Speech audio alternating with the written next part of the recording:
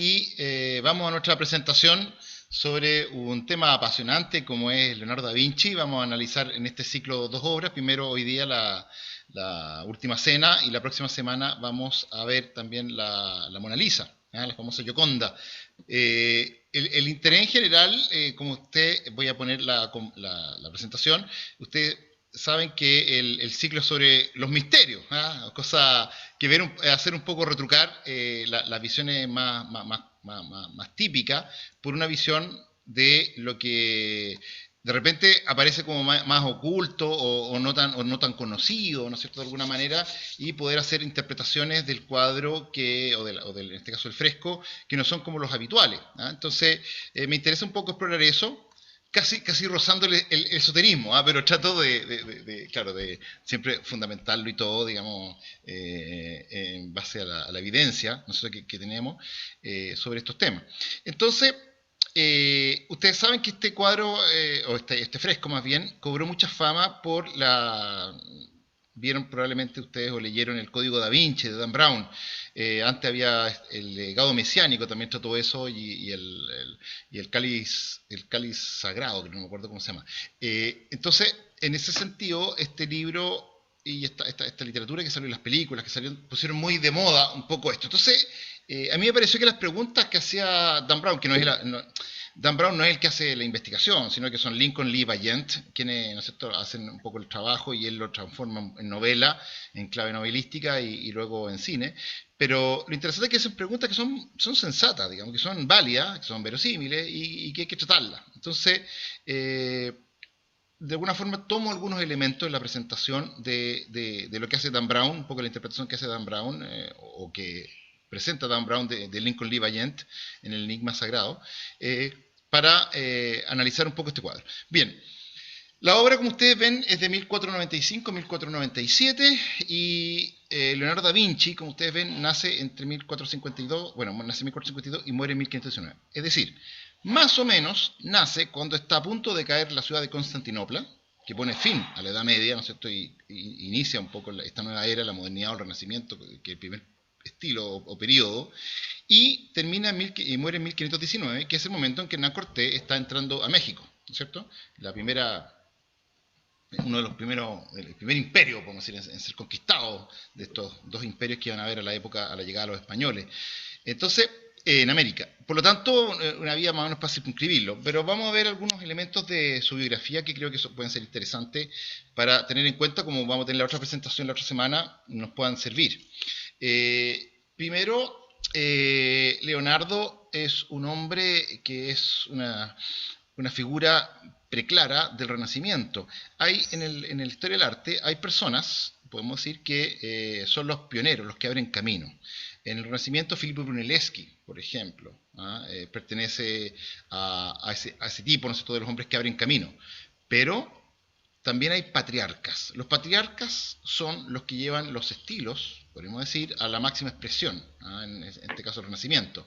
Y tenemos en el Renacimiento que las personas que llevan la máxima expresión de estos son los que ustedes conocen, Leonardo, que se llama Miguel Ángel, el divino Rafaelo de Sancio. Entonces son los personajes como más relevantes, aunque hay una estela de otros de artistas de primer nivel que también están.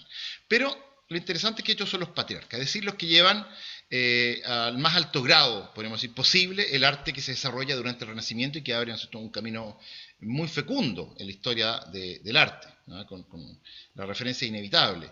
¿No? Y vamos a ver por qué en esta presentación también. ¿No?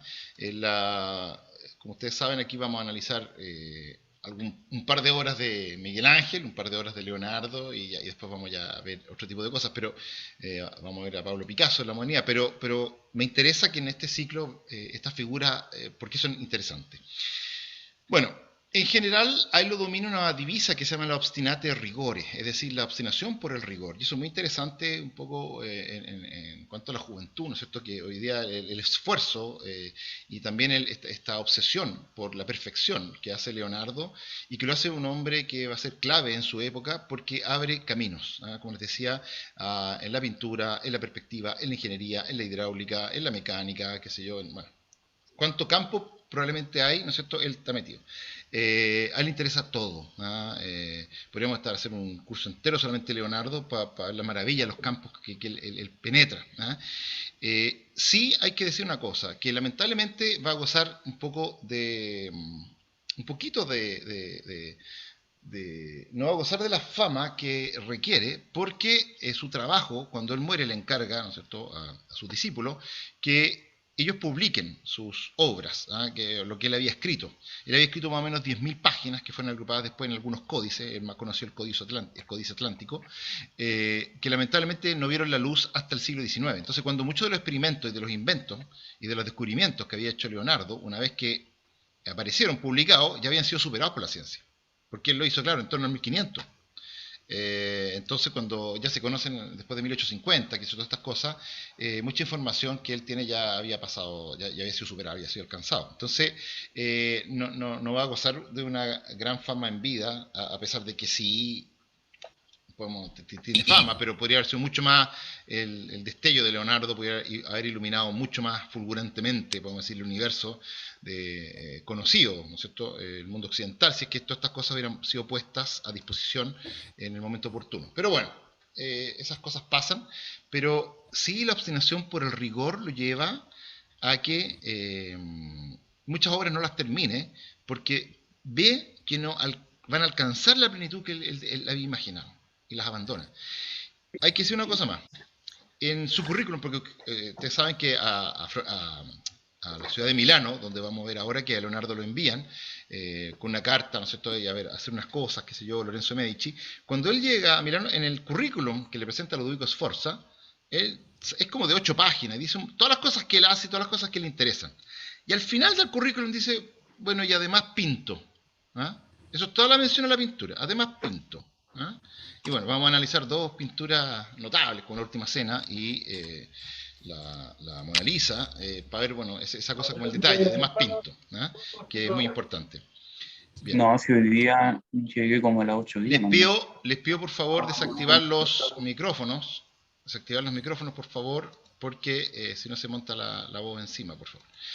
Bueno, entonces tenemos que Leonardo hace esta obra bien importante, en el cual vamos a ver los secretos que esconde este trabajo. Bien, entonces, veamos también un poco algunos rasgos biográficos de Leonardo que pueden ser interesantes también poner y de la cronología que ustedes pueden ver. En general, más o menos a los 30 y algo años, ¿no es cierto?, él se va a Milano. Entre los 43 y los 46 va a pintar, ¿no es cierto?, La Última Cena, que está ahí un poco. Él había nacido en Vinci, una localidad cerca de Florencia. Después de estar en Vinci, perdón, en Florencia, va a ir a Milano.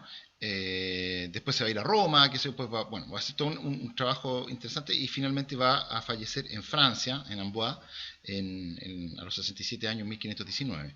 Pero va a trabajar ahí, ¿no es cierto?, bajo las órdenes de Ludovico Sforza, que como ustedes ven va a ser el duque, que le va a encargar un poco la obra de la Última Cena.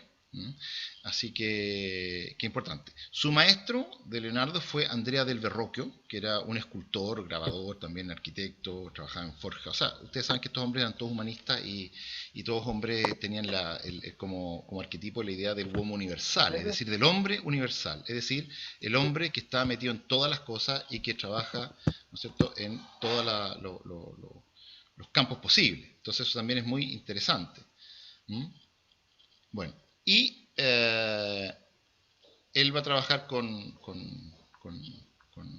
joven, ¿no es cierto?, como Andrea Verrocchio, pero en la pintura, por lo menos, Verrocchio se da cuenta que lo supera Leonardo muy prontamente, muy joven, ya lo supera y dice, bueno, yo no tengo nada que decir en pintura, él me supera, qué sé yo, y hay algunas pinturas por ahí que se pueden ver, un bautismo de Cristo hecho por Verrocchio, que le pintan unos ángeles y que, bueno, Leonardo con Lorenzo Di Credi pintan un poco los angelitos.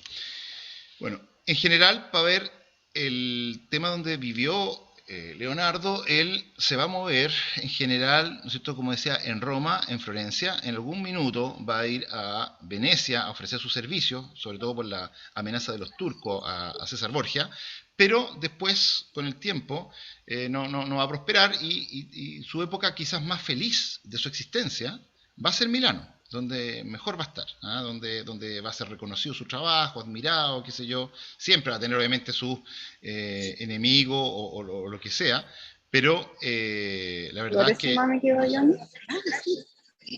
Ya, les pido por favor poner en silencio los micrófonos, que yo no puedo hacerlo desde acá porque estoy dando la conferencia, entonces les pido por favor, para que no se monten los ruidos, poner en silencio, ¿ya? Bien, entonces, como les decía, estas son las ciudades donde él va a vivir, donde va a hacer su trabajo y donde va a pasar su temporada. La temporada final, como le dice, va a pasar en Amboise, donde va a fallecer finalmente en ese lugar. Bueno, algunos elementos cronológicos, muy rapidito los voy a pasar simplemente como para tener referencias de la vida de él. Él nace en 1452, como les decía, va a permanecer hasta 1465 en Vinci. Él es un hijo ilegítimo de Caterina d'Anciano, o Anciano, y que su padre, que es Serpiero, se lo va a llevar, como no tenía hijas mujeres, tenía solamente hijas mujeres, hasta ese momento no tenía hijo hombre, lo va a ir a buscar al pueblo de Vinci y le ofrece a la mujer con la cual tuvo este hijo, ¿no es cierto? Una mujer campesina, qué sé yo, si se lo puede llevar. Él es notario de Florencia, tiene una situación bastante buena y va a trabajar ahí.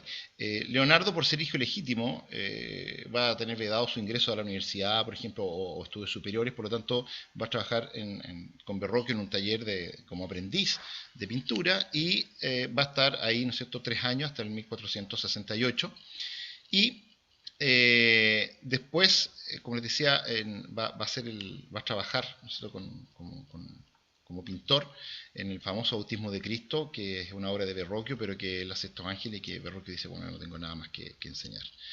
Después, durante 1481, como les decía, cerca de los 30 años, parte a la corte de Ludovico Sforza y va a trabajar allá en algunos cuadros, como desde esa época del hombre de Vitruvio, que ustedes conocen, la Virgen de las Rocas y la adoración de los Reyes Magos, cuadro que deja solamente la preparación porque no lo culmina. Pero también se va a abocar en la década de los 90, del 480, a hacerle esta ecuestre Francesco Sforza, el padre de Ludovico, que no se termina porque viene la invasión de los franceses, entonces acaban con la escultura a balazos. Ya estaba listo el molde en cera para ser fundido y se había conseguido el bronce, pero el bronce se ocupó para la guerra, para los cañones, y el resto es historia conocida. Pero ahí también pinta La Última Cena, como les decía. Y esta es la época también que diseña máquinas, máquinas de todo, teatrales, máquinas de guerra, inventos de varios tipos. Trabaja un poco en ese ámbito, en ese momento, y es lo que además le motiva, son los inventos, más que la pintura, qué sé yo. Después tenemos que entre 1500 a 1505 él abandona Milán y es donde visita Mantua, donde va a Venecia, y después se traslada a Roma, donde va a pintar la Gioconda, en esa época. Y por otro lado, ¿no es cierto?, es cuando el momento que regresa, podemos decir, a Roma, donde conoce a Miguel Ángel, y bueno, ahí va a pintar otra versión de Santa Ana con la Virgen, o sea, el cuadro de Santa Ana con la Virgen y el Niño, que está en el Louvre hoy día. Y también tenemos que está radicado entre Florencia y Roma, entre el año 1511 y 1515, donde gracias a Giuliano de Medici lo mete en la corte, ¿no es cierto?, del Papa, el León X, pero nunca el Papa lo cotizó mucho, la verdad. Lo encontramos un personaje un poco extraño, que estaba metido con cadáveres, seccionándolos, ¿no es cierto?, una práctica que no se ocupaba en esa época, seccionar cadáveres, hacer autopsia. Entonces lo ven así como casi como a punto siempre en esa delgada línea de ser acusado por la Inquisición o alguna cosa así. Y finalmente, los últimos años de 1516 y 1519, cuando muere Juliano y pierde el favor del Papa, básicamente es invitado por el rey de Francia, Francisco I, que lo acoge y va a morir finalmente un día 2 de mayo del año 1519 en el castillo de Amboise, ¿no es cierto?, donde él vivía. Así que esa es más o menos la vida, para tener algunas referencias de su sus viajes, por ese mapa que vimos recién, y vamos a pasar entonces a la obra en sí que nos convoca hoy día. Este es el convento de Santa María de la Grazie, y en esa casita amarilla que se ve al lado, es la entrada para acceder al refectorio, que esa casita que se ve ahí, ¿no es cierto?, para poder acceder un poco al refectorio, que es el lugar donde ellos comen. Como les decía, esto que se ve acá, ahí vemos la casita, y ahí está la pared del refectorio, que eso que está ahí, donde está el cuadro de la Última Cena, o el fresco de la Última Cena. Es un cuadro de gran tamaño, o un fresco de gran tamaño, como ve ahí, ¿no es cierto?, que mide 4,60 metros de alto por 8,80 metros, o sea, casi 5 por 9 metros, es el tamaño enorme, un poco del fresco que está ahí, en el refectorio. Y es la Última Cena. ¿Qué es lo que es el refectorio? Es el comedor de los monjes, ¿no es cierto?, que existen en los monasterios y también en los conventos. Este es un convento dominico, no un monasterio. Y en ese lugar, claro, donde ellos comen, qué mejor que esté la Última Cena. Así que ahí está un poco, abajito se alcanza a ver un poco la escala de una persona con respecto al tamaño del fresco. Vamos a menos tener visualizado el tamaño de la obra que vamos a contemplar y que vamos a analizar hoy día.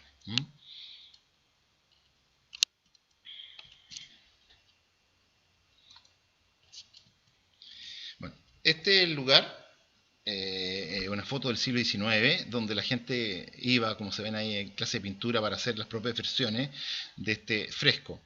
Hay que decir que el fresco, que hay varias versiones colocadas en las paredes, como ustedes ven, sufrió mucho porque la técnica con la cual lo hizo Leonardo da Vinci es una técnica que trató de hacer una especie de mezcla entre la técnica al óleo, que se acababa de estrenar, podemos decir, hace unas pocas décadas en España, en Italia, pero que y combinarla con la técnica del fresco. La técnica del fresco, para los que no estén muy enterados, ¿no es cierto?, es una técnica que se llama al yeso, que es un yeso embebido, que se llama. Es decir, el color con el cual se va a pintar se mezcla con el yeso, por lo tanto hay que dibujar en la pared y luego se aplica la capa de color con yeso, ¿no es cierto?, en la superficie donde está dibujado la pared, y eso va a secar rápido, porque el yeso, como ustedes saben, reacciona con el agua y se empieza a secar.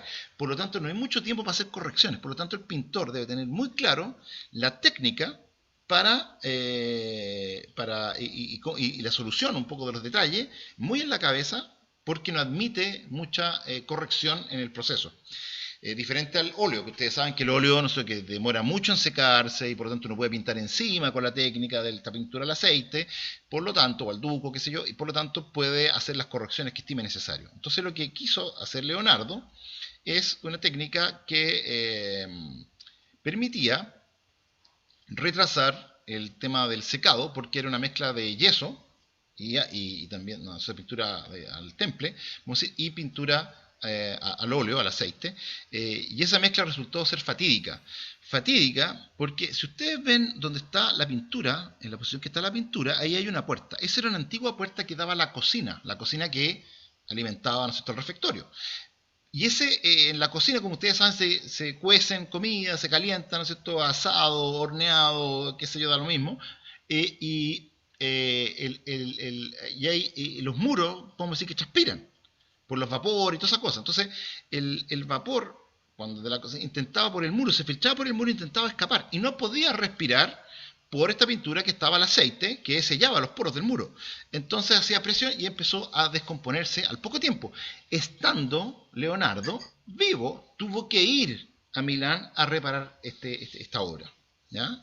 Y de ahí se hicieron innumerables correcciones, con mayor o menor éxito. ¿Eh? Hoy día se estima cercano a menos del 20% de lo que hay en el trabajo de Leonardo, menos de un 20% de pintura original de Leonardo.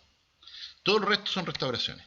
Entonces, se ha perdido un poco, en ese sentido, el original, con estas sucesivas restauraciones, como decía, más o menos virtuosas y otras no tanto, vamos a decir, bastante precarias. Entonces eso ha pasado. Pero la última vez se hizo una restauración en el año 1999, se hizo una restauración de muy buen nivel, así que devolvió un poco la gloria al trabajo, pero se hizo con técnica, ustedes saben que hoy día no se hace el falso histórico, digamos, es decir, tratar de pintar con óleo o con la técnica original de Leonardo, sino que se pinta con acuarela o con otras técnicas para pintar lo que falta y completar la visión, pero no se tapa la pintura original. En ese sentido, una pintura al agua que queda, ahí está el espacio, como ustedes ven, y ese más o menos la escala, la pintura, donde estaba el refectorio, con la pintura y con la puerta clausurada que había antiguamente, y que la gente, bueno, ustedes saben que hoy día se hace turno, se sacan con bastante anticipación los tickets y la gente pasa como en un circuito y tiene que mirarla y después salir, qué sé yo, no hay mucho tiempo para verla, pero igual así todo vale la pena, o sea, hay que hacerlo. En la otra pared, la pared opuesta, podemos decir, la pared donde está la última cena, en el otro lado hay también una enorme pintura que es de Giovanni Donato de Montorfano, que es una crucifixión de Cristo, como ustedes ven ahí con los ladrones, qué sé yo, y que muestra también el momento posterior, ¿no es cierto?, la última cena, y después que todo esto acontece, ¿no es cierto?, básicamente de un día para otro. Esto es el jueves santo, ¿no es cierto?, y esta es la escena del viernes, cuando Cristo es crucificado. Por lo tanto, muestra un poco un episodio y se amarra iconográficamente con la pared del fondo de la última cena. ¿Bien? Por lo tanto, igual hay una relación. Y este cuadro es un poquito anterior, este cuadro ya estaba pintado. Vamos a decir, en el momento que Leonardo hace su obra, ya estaba pintado. Entonces, por lo tanto, la referencia es, bueno, aquí el momento en que Cristo va a ser entregado, ¿no?, en la última cena. Bien. Durante la Segunda Guerra Mundial, como pasó, estaba mucho, no sé, la campaña de Italia del año 43 en adelante, ¿no?, donde los aliados intentaron recuperar, en la campaña, ¿no?, donde recuperan Italia, hay que tener súper claro que había ciudades libres como Roma, que estaba prohibido bombardearlas, pero el resto de Italia no caía en esa condición. Por lo tanto, la gente del lugar tuvo que hacer todas las mejoras y precaverse de todos los peligros que podía significar la caída de las bombas durante la Segunda Guerra Mundial. Y esta obra tuvo la suerte de ser muy valorada en su momento, ¿no es cierto?, en esa época, y como ustedes ven, se protegió. Se puso una gran cortina muy alta protegiendo un poco toda la superficie y luego se pusieron estos muros hechos con sacos de arena que permitió cualquier cosa, que si caían bombas, que sí cayeron, cayeron, ¿no es cierto?, proteger esta obra maestra del arte. En ese sentido hay una conciencia de los italianos y sobre todo de la gente de Milán de proteger esta obra, porque los destrozos que estaban ocurriendo, ¿no es cierto?, en todos lados iban a ser tremendos y había una anticipación.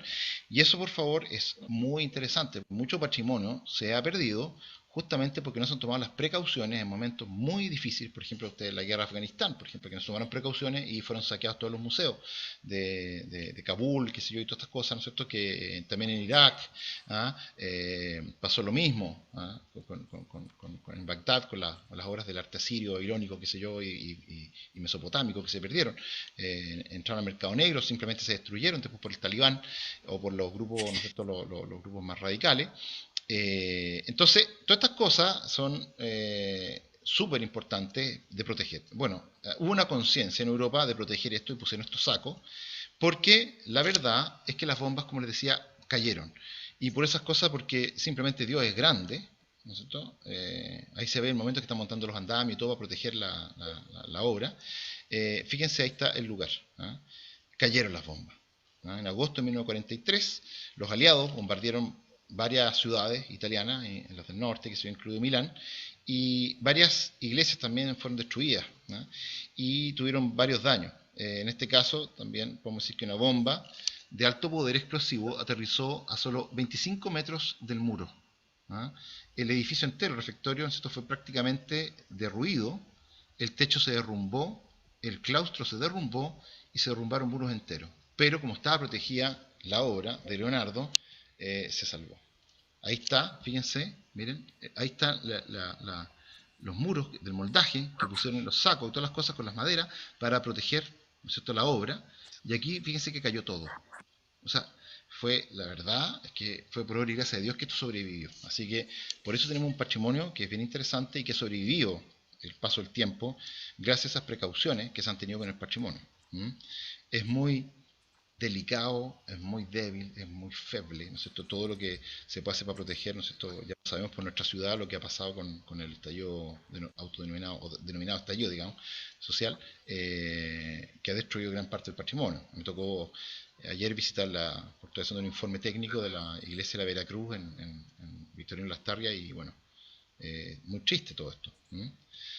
Bueno, ahí está un fotograma, o una foto, digamos, durante la película, que se llama Operación Monumento, que trabaja Matt Damon y que trabaja también George Clooney, y que se ve un poco todo lo que es el robo y saqueo de obras de arte, ¿no sé, durante la época de los nazis, digamos, la Segunda Guerra Mundial, y aquí se hace una reconstrucción un poco de lo que pasa en el convento de Santa María la Grazie con la obra que se salva después de los bombardeos.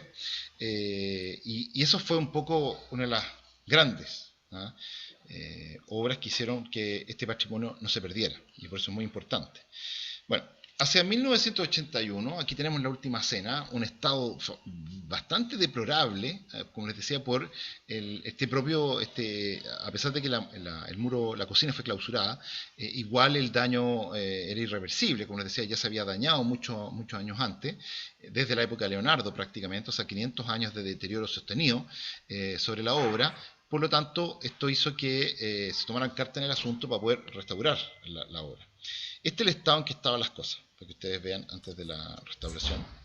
Como ustedes ven, hoy día es como una sombra, un reflejo, un pálido reflejo de lo glorioso que debe haber sido esta pintura en su momento, pero que se logró salvar por lo menos con la técnica de restauración. Como les decía, las técnicas de restauración pueden ser como esta famosa malograda pintura o restauración de Ecce Homo, ¿no es cierto? Del momento en que Jesús entregaba el plato y se ve... Tiene algo acá, sí. Por favor, apaguen los micrófonos. Entonces se ve en la iglesia de Nuestra Señora de Misericordia. Bueno, una señora, Cecilia Jiménez, con muy buena voluntad y con poco talento, hizo la restauración de... Bueno, y ese tipo de cosas pasan, pasan, y que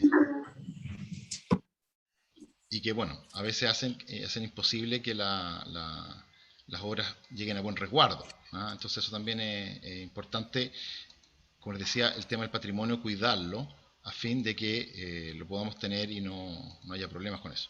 Bueno, ahí tenemos una copia, ¿no es cierto?, que está atribuido a Gian Pietrino y a Giovanni Antonio Boltrafio, que es aquí está hecho en una técnica que es óleo sobre lienzo, es más pequeñito, pero igual de grandes proporciones, tiene 3 metros por 7,85, y que es parecido. Y esta obra, como fue hecha más o menos 20 años después que comenzara el deterioro de la obra de Leonardo, permitió, ¿no es cierto?, que esta obra hace 1515 permitió que poder completar un poco lo que faltaba, ver los detalles de la obra, que es lo que faltaba, porque esta fue un referente ineludible cuando se empezaron a perder ciertos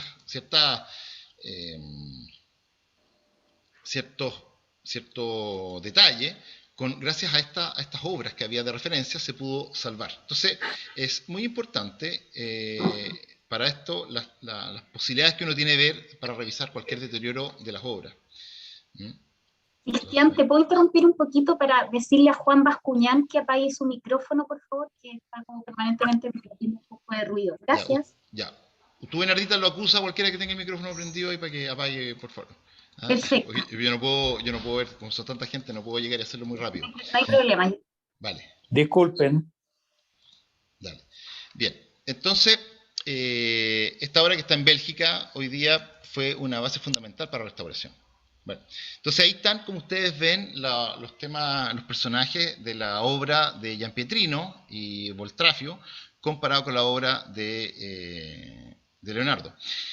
Como ustedes ven, la obra después la vamos a analizar bien, pero está agrupada en grupos de 3 personas. Después vamos a contar un poco el simbolismo de eso, pero más o menos para que vayan viendo que esta fuente de restauración fue clave, a pesar de que no tiene los mismos colores, o por lo menos no son colores más vivos los de la derecha, por lo menos sirvió de referencia para poder hacer la restauración. Bueno, y tenemos el primer grupo que está a mano izquierda, que son Bartolomé, Santiago el Menor y Andrés. Después tenemos el núcleo que va a ser el más importante que vamos a resolver después, ¿no es cierto? Que es Judas Iscariote, Pedro y Juan, que es el segundo grupo, que está abajito en rojo, como se ve ahí en el mapa, en el plano. Después tenemos el personaje central, ¿no es cierto? Que es Cristo. Después el tercer grupo de 3, que es Tomás, Santiago y Felipe. Y también Mateo, Tadeo y Simón, finalmente, que están en el extremo derecho del panel y que permite ahí hacer las comparaciones. Bueno, este fue un elemento importante para, junto con lo que había, más o menos ver, cotejar cuáles eran las diferencias. Sobre todo, por ejemplo, en el caso de Judas, si ustedes ven, Judas presenta una diferencia bastante importante con el que vemos hoy día. Y esto es porque con el tiempo de la restauración, a Judas cada vez lo empezaron a hacer más malo.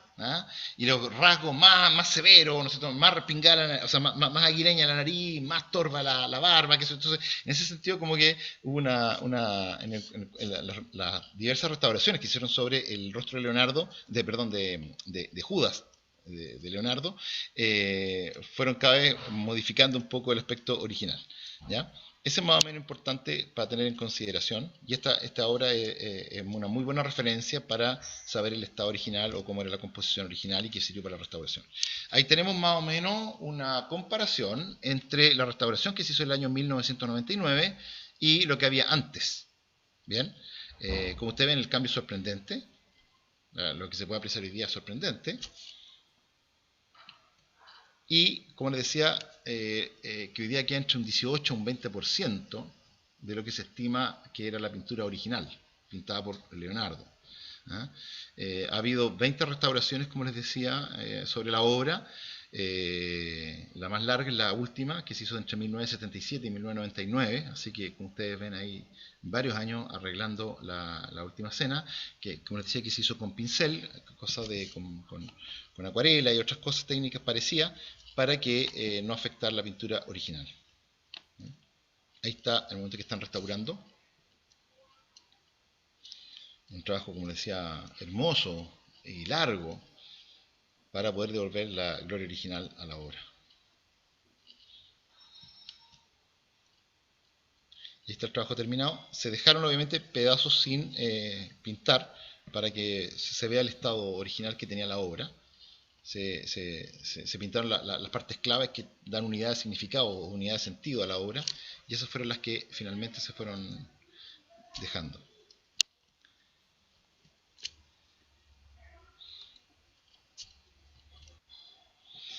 Bien, vamos entonces a un análisis y después vamos a hacer una especie de interpretación simbólica del cuadro. Aquí tenemos, como les decía, es un temple, pintura al temple con óleo sobre yeso que se hace, y el cuadro representa el momento en que Cristo dice, y esto es importante, uno de ustedes me ha de traicionar. Esta noche uno de ustedes me ha de traicionar, o me ha de entregar, según la traducción griega, no sé, me ha de entregar. Y todos saltan hacia atrás. Y Jesús queda solo. Solo como va a quedar, podemos decir, ¿no es cierto?, en el Calvario, solo como va a decir cuando lo capturan en el huerto de los olivos, va a quedar solo. Esa idea de este Jesús que queda solo, ¿no es cierto?, en la parte mística y sufrimiento, ¿se acuerdan? Cuando los reta porque se quedan dormidos los apóstoles, esta idea de que va a quedar solo, abandonado por sus discípulos, se ya refleja como intriga de anticipación en este momento, en que los discípulos parecieran hablar entre ellos, y pudimos casi escuchar la voz, pero seré yo, Señor, pero mira lo que está diciendo, pero cómo lo van a traicionar, pero dice que nosotros lo vamos a... pero cómo es posible, eso como que un murmullo, ¿no es cierto?, que todos saltan para atrás, dejando a Cristo solo al centro, y se van agrupando en grupos de a 3, ¿ya? Es importante un poco el tema gestual que hay ahí, y esto le demoró mucho tiempo a Leonardo, porque Leonardo quería captar esencialmente cómo era esto, tratar de, con los gestos corporales, tratar de identificar cada uno a los discípulos de Jesús. Y esto había que resolverlo de una manera muy importante. Y por eso demoraba. Y para ver esto, por ejemplo, había días, está escrito en los informes de la época, que había días que Leonardo pintaba sin parar y que no paraba ni siquiera a comer, ¿ah? Hasta que oscurecía, ya se quedaba sin luz y se iba. Después había días en que llegaba, miraba el cuadro 2 o 3 horas, no pintaba nada y se iba. Había otros días que no iba. Claro, porque esos días iba, por ejemplo, a los bajos fondos de la ciudad del mercado, que sé, no sé, a buscar gente que pudiera caracterizar a Judas. Le demoró mucho tiempo buscar una persona que se pareciera a Judas y que él podría hacer unos croquis, unos bocetos, ¿no es cierto?, para poder representarlo después. Y así con muchos personajes les pasó eso. ¿Ah? Por lo tanto, en esta obra podríamos decir que fue un tiempo que no fue no un oficinista que va, no sé, con horarios muy claros, sino que obedece a la inspiración de él, digamos, y cómo está en su momento y qué es lo que quiere hacer. Entonces, había uno de los dominicos, no sé si era el prior o alguien así, que alegaba al acusado Ludovico Sforza, y este es que le decía que hay días que viene y que no hace ningún trabajo, no pinta ni un solo color, no, digamos, ni un pincel. Entonces lo amenaza, parece que le dijo que iba a pintar como Judas a él. Allá como que se lo dejó de hinchar, digamos, podemos decir, a Leonardo. Bueno, pero este más o menos la escena en que está pintado, está en lo que se llama el cenáculo, que es el lugar, ¿no es cierto?, que es donde va, no solo transcurre la última cena, sino que aparecen 2 apariciones más de Jesús en el cenáculo, acuérdense, ¿no es cierto?, una de ellas cuando aparece frente a la famosa, ¿no es cierto?, ver para creer, ¿eh?, de Bartolomé, perdón, no es Bartolomé, ¿cómo se llama? De, ay, se me fue el nombre. ¿Ah? Tomás. Tomás, Santo Tomás, Tomás. Santo Tomás. Santo Tomás. Gracias, ver para creer de Santo Apóstol. Tomás, exactamente. Y también es donde María se reúne con los apóstoles después, ¿no es cierto?, en el cenáculo cuando viene, ¿no es cierto?, la erupción del Espíritu Santo en lenguas de fuego. Entonces también es un momento bien interesante lo que pasa en esta sala. Entonces, aquí está hecho con una perspectiva renacentista, que también vamos a ir analizando de a poquito, pero para entender un poco el cuadro y los elementos que nos va refiriendo, es esto más o menos el espectador dentro del refectorio, cómo mira un poco el espacio. ¿Ah? Desde ahí está él observando un poco esto. Entonces es importante ese punto para señalar cómo se organiza. Bueno, ¿cuál es el momento bíblico que está señalado, ¿no es cierto?, en la pintura para entenderlo? Porque es muy clave entender que en este momento no se pintaba habitualmente la consagración del pan y el vino, sino que el principal motivo pictórico con el cual pintaban los artistas en esta época y durante toda la Edad Media era el momento de la traición. ¿Ah? Esto es lo que le parecía como más importante. Entonces, no es la consagración del pan y el vino.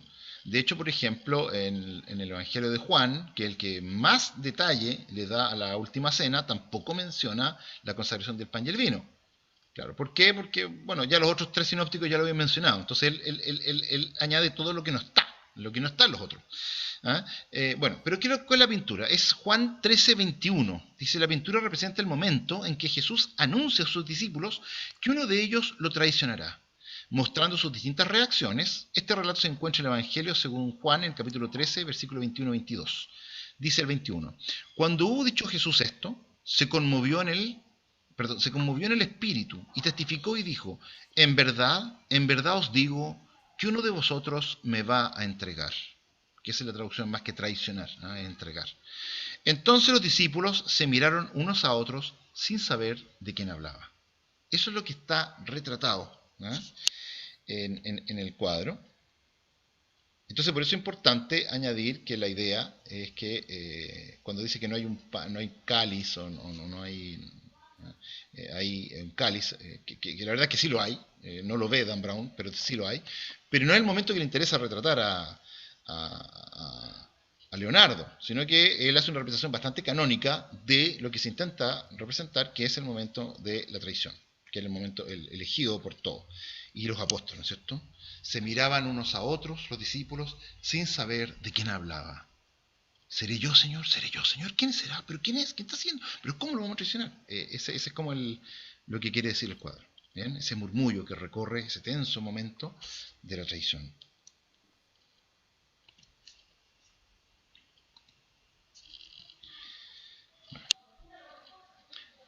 Entonces, ¿cómo están situados los personajes en general para ver, ¿no es cierto?, los puntos de atención que vamos a hablar? En general, ¿no es cierto?, la escena, como decíamos, era el cenáculo. Los puntos más importantes, relevantes del cuadro es Cristo, que se queda al centro y se representa aislado de los discípulos, y por otro lado, el momento en que Juan se muestra con una mirada perdida, dice, y en distintas pinturas de esta escena incluso se le muestra dormido. Vamos a ver un poco otras pinturas que han pintado un poco este momento.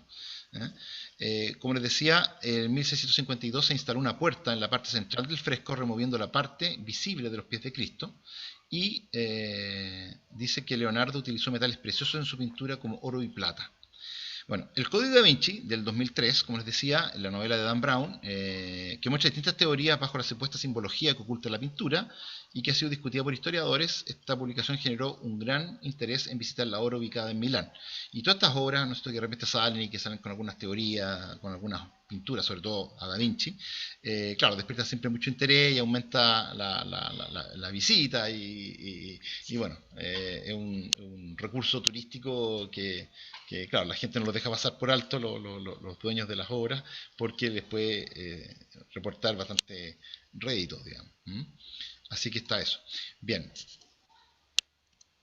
Esta es la disposición, más o menos, de los personajes, como les decía, están agrupados en grupos de 3, como se ve ahí, con Jesús al centro, y que las 3 ventanas que están atrás y se ha visto, ¿no es cierto?, como una representación también de la Santísima Trinidad, una alusión a la Santísima Trinidad.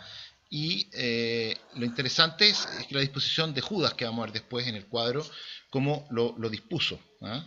Así que ese más o menos lo vamos a retomar después, esta disposición, cuando sigamos analizando un poco el cuadro. Pero antes, veamos algunas representaciones. Esta es una representación medieval en la Catedral de Strasbourg, en Francia, en el límite con Alemania. Está esta catedral gótica, ¿no es cierto?, que tiene en su tímpano central la crucifixión de Cristo, y que en la portada occidental, y que nos muestra la parte de abajo, que se ve la última cena. Está en el registro inferior, se ve, ¿no es cierto?, aquí el momento de la última cena. Se puede, cuando Jesús lo llevan, ¿no es cierto?, lo capturan en el huerto de Getsemaní, después lo llevan, aquí lo atan a la columna, lo torturan, qué sé yo. Después está cuando carga la cruz, aquí está crucificado, aquí está la deposición de Cristo en el sepulcro, y finalmente, bueno, los otros elementos de la Judas que se cuelga, ¿no es cierto?, bueno, otras alusiones a otros elementos, hasta terminar finalmente con la ascensión de Cristo, qué sé yo. Pero veamos un elemento que es importante en esta escultura, en esta portada, porque, fíjense, hay dos cosas que interesantes. Aquí, nuevamente, no es relevante el momento de la consagración del pan y el vino, sino que aquí lo importante es, nuevamente, Cristo ha dicho que alguien lo va a traicionar. Y vean el desazón en los apóstoles frente a esto. Fíjense que a Juan se le representa, fíjense, recostado en el pecho del Señor. Porque un texto de Juan dice, cuando uno de ustedes me va a entregar o me va a traicionar, Pedro se acerca a Juan y le dice, tú que estás recostado en el pecho del Señor, pregúntale quién te ha de traicionar. ¿Bien? Entonces, muchas veces la forma iconográfica de representar esto, en la Edad Media o después, ¿no es cierto?, en el Renacimiento, era con Cristo como con Juan medio recostado, medio dormido, ¿no es cierto?, en el regazo de Cristo, porque así lo hacían recostado en el pecho del Señor. Y a Juan, fíjense que lo hacen al otro lado de la mesa, ninguneado, chiquitito ahí, bien, ¿no es cierto?, para mostrar que él es el que lo traiciona, frente al resto. Entonces, esto es como el mundo medieval, de alguna manera, logra ver a la figura de Cristo en el momento de la traición, y cómo representan al núcleo entre Pedro, Santiago, ¿no es cierto? Este sería Pedro, el que está acá, el de acá sería Santiago, Juan y Judas y Cristo. Este núcleo, estos 5 personajes son como los clave para resolver un poco todo este misterio. Bueno, más adelante en la historia del arte, cuando ya empezamos a avanzar en el Renacimiento, ahí está el detalle, ¿no es cierto?, de este momento en que está Juan recostado en el pecho del Señor, ¿se fijan? Y los apóstoles con el desazón porque alguien lo ha de entregar. Fíjense que ya en el siglo XIII, más o menos paralelo a la representación que les mostré recién, está en la última cena en la Basílica de San Marcos, ya en estilo bizantino, también está este momento, que está Juan recostado en el pecho del Señor. ¿Se fijan? Está recostado en el pecho del Señor. Y aquí están todos con aureola, con el aura, ¿no es cierto? Están todos. Los 12 apóstoles. Pero Judas está acá, ¿no es cierto?, de espaldas, mostrando, ¿no es cierto?, que él va a traicionar pero tiene esto todavía. Interesante, porque puede arrojar un montón de ideas interesantes acerca de la interpretación de quién es el hecho que no es que Judas lo traicione, sino que lo entrega. ¿Para qué? Para que el plan se consuma, ¿no es cierto? O sea, que hay todo consumado. Se cumple la escritura. Entonces, bueno, hay toda una interpretación interesante que se hace sobre eso. Y parece que ahí está, no sé si ahí sería Pedro S o S, pero le preguntan, tú que estás recostado en el pecho del Señor, pregúntale que lo va a traicionar. Bueno, pero también, como ustedes ven, aquí lo que importa, si bien él tiene el pan, ¿no es cierto?, en la mano, aquí podría estar, ¿no es cierto?, más en la consagración, más que la traición, pero los bizantinos entienden esto, ¿no es cierto?, de una manera diferente como lo entendió Occidente en esa época. Y tendremos una pintura de Andrea del Castaño, que es del Renacimiento, anterior a Leonardo, en 50 años, y también hace esta última cena, donde se presenta una formación más o menos similar. Nuevamente, si bien es cierto que Cristo está bendiciendo, ahí está Juan recostado en el pecho del Señor y está de espalda, un rostro muy parecido como se ve al Judas de la última cena, se ve, ¿no es cierto?, esta obra en Florencia de Andrea del Castaño con Judas que está al otro lado de la mesa, se alcanza a ver acá a Pedro, muy chiquitito, y acá a Santiago, ¿no es cierto?, que están, como que Pedro mira a Juan y le dice, bueno, ¿quién está traicionando? Bueno, ¿por qué es esto? ¿Por qué esta interpretación que vemos en tantas pinturas sobre esto? Y para esto, claro, nos falta un elemento externo para poder interpretar lo que dice la Escritura. Resulta que en Jerusalén, en la época de Jesús, hace más o menos unos 350 años atrás, habían invadido los macedonios. Y unos 100 años antes de que Cristo, antes del año 30, el año 63 más o menos, 64 antes de Cristo, Pompeyo había incorporado a Jerusalén, a Judea, a toda la zona, digamos, como provincia romana. Por lo tanto, hace 350 años que estaban helenizados, podemos decir, los judíos de esa zona, y estaban romanizados hace 100 años. Es decir, había habido un proceso de inculturación o de transculturación en el cual los judíos habían adoptado muchas de las formas romanas y de las formas helenas o griegas, o macedónicas. En eso, los romanos y los griegos comían, nosotros romanos, en una tabla que se llamaba el triclinium, que era una mesa rectangular o cuadrada, donde ellos ponían bancas que tenían una cierta inclinación, donde los romanos comían acostados, como se ve, ¿no es cierto?, acá. Bien, comían acostados, es decir, ellos se apoyaban sobre su brazo izquierdo y comían con la mano derecha. Y ellos decían que hasta 9 personas era necesario poner en la mesa. Decían hasta 9 porque decían que, claro, uno pone otra mesa acá y ya son 12, pero decían hasta 9 porque hasta 9 conservan una conversación común. Pero el tema interesante de esto es que pensemos, hagamos un ejemplo, que Jesús esté aquí en esta esquina. Y dice, uno de ustedes esta noche me va a entregar. Y aquí está Pedro. Y Pedro se echa para atrás, queda acostado, y dice, Juan, tú que estás recostado al pecho del Señor, pregúntale quién te va a traicionar. Ah, ok, le dice Juan. Y Juan se echa para atrás y queda recostado literalmente, ¿no es cierto? Como se ve acá, si este es Juan, recostado literalmente en el pecho de Cristo. Señor, maestro, ¿quién te ha de traicionar? Y él le dice, bueno, aquel que unte el pan en el mismo pocillo que yo. Entonces imaginémonos que aquí está Cristo, toma un pan del plato y lo unta, por ejemplo, en ese pocillo, o en ese pocillo. Y Judas, que está acá, hace lo mismo. Y en ese pocillo que está ahí, untan el pan. Entonces es muy interesante porque Juan se va a dar cuenta, es el único que va a saber quién es el que va a traicionar o a entregar a Cristo. Bueno, por otro lado también nos explica otro pasaje bíblico que es súper interesante. Cuando está Jesús comiendo en la casa de Leví o en la casa del publicano, no me acuerdo muy bien, pero que se le acerca una mujer, ¿no es cierto?, María de Magdala, o la Magdalena, o la adúltera, no me acuerdo bien, pero se le acerca, ¿no es cierto?, y lo unge a Cristo, ¿no es cierto?, con aceite su pelo, lo reconoce como rey, y después dice que con sus lágrimas lava los pies de Cristo y los seca con su cabello. Es un poco ridículo imaginar en una mesa convencional como comemos nosotros que Magdalena se acerque a Cristo y haga ese trabajo, ¿no es cierto?, de la forma convencional. Pero sí, si acá vemos, por ejemplo, esta persona que está acá, el que lleva que está sirviendo, si Magdalena se acerca por atrás, claro, le quedan los pies a mano y hace ese trabajo sin mucho esfuerzo. ¿Se fijan? Entonces, esto nos entiende más o menos de cómo estaba comiendo Jesús. Nos da algunas claves. Acá tenemos Domenico Ghirlandaio, ¿no es cierto? Que 10 años, un poquito, casi 10 años antes de la última cena.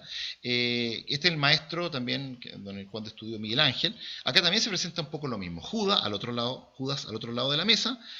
Juan recostado en el pecho del Señor. Pedro, que está mirando a Juan, y dice, bueno, ¿quién lo ha de traicionar? Y se ve a Cristo al centro y a Santiago en el núcleo. Se conserva un poco la misma disposición, obviamente sin la información que había, porque todavía no comenzaba la arqueología, estaba recién empezando un poco la arqueología de los elementos romanos, pero fíjense que ya después, ¿no es cierto?, con el Concilio de Trento y con las reformas religiosas, cuando se empieza a discutir en el ámbito, ¿no es cierto?, calvinista, en el ámbito luterano, sobre qué es lo que pasa realmente en el momento de la última cena, claro, ahí se afirma, ¿no es cierto?, que es la transubstanciación según los católicos, es decir, que hay una conversión real del cuerpo y sangre de Cristo, del pan y el vino en cuerpo y sangre de Cristo. Los luteranos dirán, no, que hay una consubstanciación, es decir, es una conversión, no que la hace el sacerdote, sino que la hace Dios, que convierte el pan y el vino.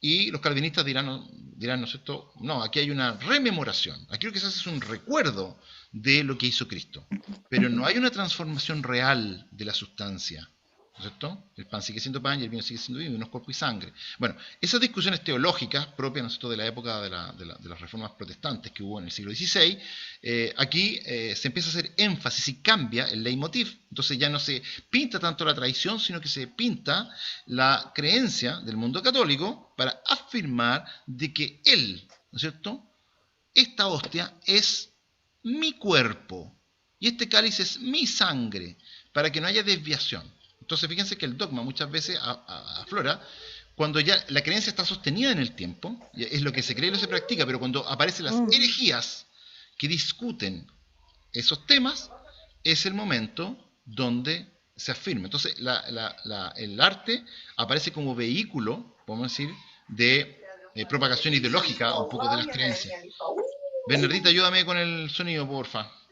Ahora me toca a mí. Ya. Hola, buenas tardes. Se les recuerda, por favor, a todos los asistentes silenciar el micrófono. Ahí ya vendrá tiempo para poder efectuar sus preguntas también. Así que muchas gracias. Sí, quien tenía el micrófono prendido era Cintia, por favor, para que pueda silenciarlo, porque yo creo que no se me da ¿Y quién me estaba pintando acá arriba? Bueno. Entonces, lo importante de esto es que aquí se empieza a afirmar, porque aquí empieza a cambiar un poco eso, ¿ya? Y eso es lo interesante.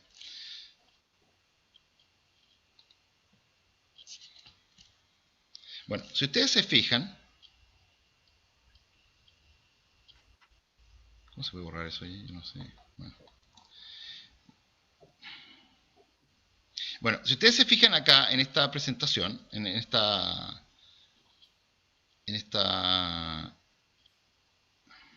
bueno, no sé cómo borrarlo. En el sacramento de la Santa Eucaristía, que ya, fíjense, de Nicolás Poissano, un pintor barroco, aquí ya los apóstoles están puestos a la disposición, ¿no es cierto?, más o menos, que están echados, se fijan en una especie de triclinium, porque ya se han hecho excavaciones, ya se han visto más o menos cómo comen los romanos, hay interés arqueológico y hay interés de representar más o menos la escena como fue más o menos originalmente. Victoria Salas, por favor, me estáis rayando la imagen. ¿Lo puedes borrar o no? Bueno, aquí tenemos otra imagen, ¿no es cierto?, de Nicolás Poisson, que también, en el mismo pintor anterior, y que se ven, ¿no es cierto?, cómo están echados. Esta es la forma más o menos donde como comían los romanos, ¿no? Que esa es la manera interesante. Voy a ver si... Entonces, ahí se ve un poco la forma donde ellos comían, de esta manera. Y Pero ahí Cristo sí está bendiciendo el pan y el vino. ¿Se fijan que esto, motivo que sale después, empieza a, a desarrollar después de las dudas religiosas que hay con motivo de la Reforma Protestante? Entonces, ahí es donde se afirma eso. Pero las creencias antes se hacía énfasis en el tema de la tradición de Cristo.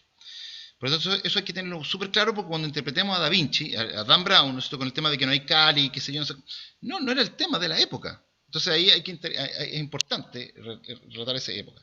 Otro cuadro también de Poussin, que también se fijan, ahí está el episodio de la adúltera, que les decía que se acerca por atrás. Se fijan que esa es la forma natural donde la mujer con sus lágrimas lava los pies de Cristo y con su pelo lo seca, y ella el Cristo lo bendice, qué sé yo, tiene que ver un poco con eso. ¿Se fijan? Entonces, esta un poco que nos explica un montón de elementos que están en la escritura, pero que sin la interpretación adecuada, sin los materiales necesarios, no podemos hacer un poco esta indagación. Bueno, el cuadernillo donde están los apuntes previos de Leonardo para hacer esta representación, fíjense que es bien interesante porque nos muestra que la última cena, en los primeros bocetos que está haciendo el pintor, y en su cuaderno pone esto, ¿ya? Ahora, por favor, fíjense en el detalle. Si ustedes toman la mano, ¿cierto?, de este discípulo que está aquí, se van a dar cuenta que es la misma del discípulo que está acá.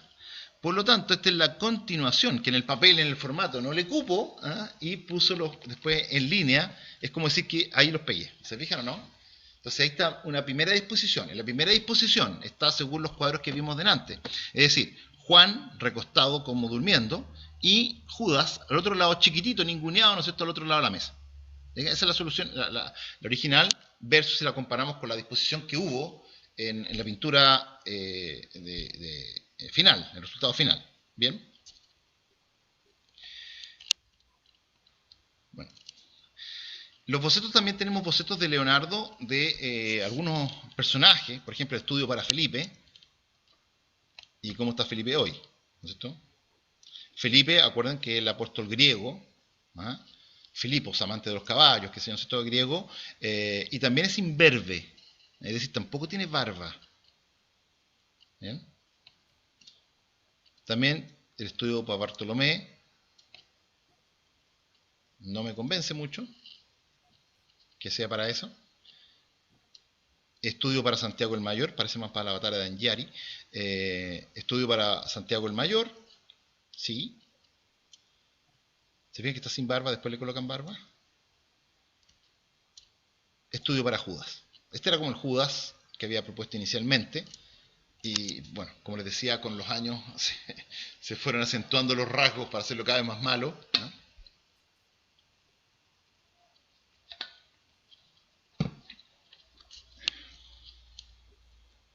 Bueno, el tema de los vasos, que no hay cáliz. Bueno, podríamos ver que la verdad es que a Dan Brown le faltó mirar con más atención quizás el fresco, porque está lleno de vasos. Lo que pasa es que son vasos de cristal, son transparentes.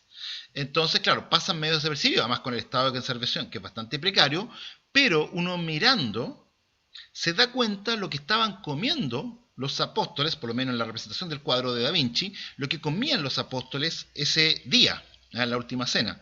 Que la verdad que la representación se hacía como una especie de ya no se comía carne, en la última cena Jesús comió cordero, digamos, pero acá se hace que comió pan, hay vino y incluso anchoa, con naranja, que es lo que se comía. Ese era el plato típico en el Renacimiento para celebrar, ¿no es cierto?, la última cena. Anchoa con naranja, ¿no es cierto?, con vasos de vino, con pan, y se ven ahí un poco todos los elementos que están en la mesa. Entonces, este es el vaso ¿se fijan? O sea, existen los vasos entonces, de que no hay cáliz o que no hay pan, la verdad es que sí están los elementos en la mesa, y eso es importante saberlo. Y este es el núcleo también temático bien interesante. Varias cosas que decir. En alguna interpretación, ¿no es cierto?, de Dan Brown o del Enigma Sagrado o de estos libros, dice que hay un diálogo, ¿no es cierto?, entre Juan y Pedro en el Evangelio apócrifo de Felipe, por ejemplo, o de Tomás, qué sé yo, que se ve que hay un conflicto con María Magdalena, que Pedro se da cuenta de que Magdalena es como la favorita de Cristo, ¿no? Que es como la discípula favorita. Después los textos bíblicos, ustedes saben que prácticamente la aparición de la mujer no aparece, pero en los textos, podemos decir bíblicos, aparece mucho esta idea, ¿no es cierto?, de los... De María Magdalena, que sé yo. Entonces hay unos conflictos, ¿no es cierto?, ahí como que de celos, de envidias, que se alcanza a ver ahí, percibir, ¿no es cierto?, si uno lee el Evangelio, como les decía, apócrifo, y se alcanza a ver un cierto conflicto que hay. Bueno, en esto dice, bueno, Pedro le lleva la mano como al cuello, ¿ah? como que le está haciendo casi una amenaza, ¿ah? Y si ustedes fijan con atención, evidentemente parece que el rostro de Juan, no sé si les parece a ustedes que es un poco femenino, ¿o no? El rostro de Juan. Y está el rostro de Judas ahí, ¿ah? Quiero analizar un poco ese detalle porque ese es el detalle que toma una piedra angular que toma en el análisis, ¿no es cierto?, Dan Brown. No Dan Brown, Lincoln Lee Valiente, digamos. Después Dan Brown lo copia, digamos, pero es como lo que sale al principio, porque me interesa que podamos resolver un poco qué es lo que pasa y mostrarle un poco la tesis que yo sostengo, digamos. Bueno, ahí está la escena. Entonces, aparentemente lo que está pasando y que todavía es más dramático, si ustedes se fijan, la mano de Pedro, fíjense, es como una mano extraña, si es que es de Pedro, miren la posición de la mano. Tratar de poner esa mano así, y estoy con un cuchillo, ¿ah? Pero es la mano de Pedro, es otra mano que sale detrás de la espalda de Judas. Pero las manos de Judas las tenemos, una está ahí y la otra está acá. Las manos, ¿no es cierto?, de Jesús las tenemos ahí, o sea, de Juan, están, ¿no es cierto?, unidas. Después tenemos la otra mano de Pedro, tenemos la mano ¿se fijan? Unas manos muy curiosas que aparecen ahí, pero esta mano sobreaparece, una mano bien curiosa. Bueno, algunos han leído ahí, ¿no es cierto?, varias cosas. En la mano, el cuchillo de la traición, porque Judas va a traicionar a Cristo. Es Pedro que también lleva un cuchillo, porque saben cuando lo van a arrestar a Cristo, Pedro sale en defensa, ¿no es cierto?, ahí en el huerto de los olivos y le corta la oreja a un sirviente del templo. O sea, hay varias interpretaciones. Pero es curioso al menos, por lo menos, la posición de la mano del cuchillo, que es una forma que es prácticamente imposible hacer anatómicamente, dado que además la anatomía era un campo que dominaba Leonardo. Entonces lo hace más curioso todavía. Pero como son varias restauraciones, podemos afirmar si es un cuchillo original que se le puso después o está en el trazado original del cuadro. Entonces esas cosas como que son complejas. Pero, y acá está otra parte del cuadro, en el otro extremo, que algunos han dicho que Leonardo se representó ahí, en esa forma que está ahí. Que Leonardo es un autorretrato. La verdad es que Leonardo tenía 41 años. Está difícil que Leonardo haya tenido ese aspecto a los 41 años. Ahora no sabemos porque no sabemos, digamos, pero uno podría decir que no lo sé. ¿Ya? No podría asegurar que Leonardo tuviera ese aspecto, ¿no es cierto?, a los 41 años, pero podría ser. ¿Bien?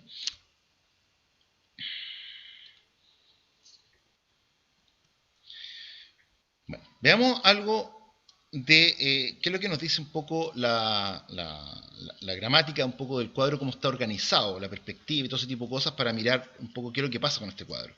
Lo primero tiene que ver con señalar de que todo el centro óptico del cuadro, la perspectiva que ocupaban los renacentistas en esta época, en el 480 y en el 580, que va a cambiar después en el manierismo, es que el centro óptico, por el estudio de la perspectiva, se ocupaba al centro. Es decir, el centro óptico coincide, podemos decir, con el punto físico, que es la mitad del cuadro, geométrico.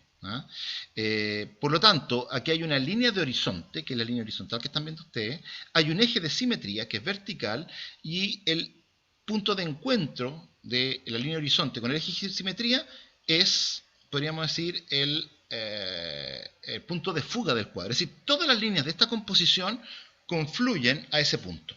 Entonces, si uno extiende, ¿no es cierto?, todas las líneas del cuadro, incluido las de la mesa, nosotros que están ahí, todas las líneas van confluyendo hacia el ojo de Cristo.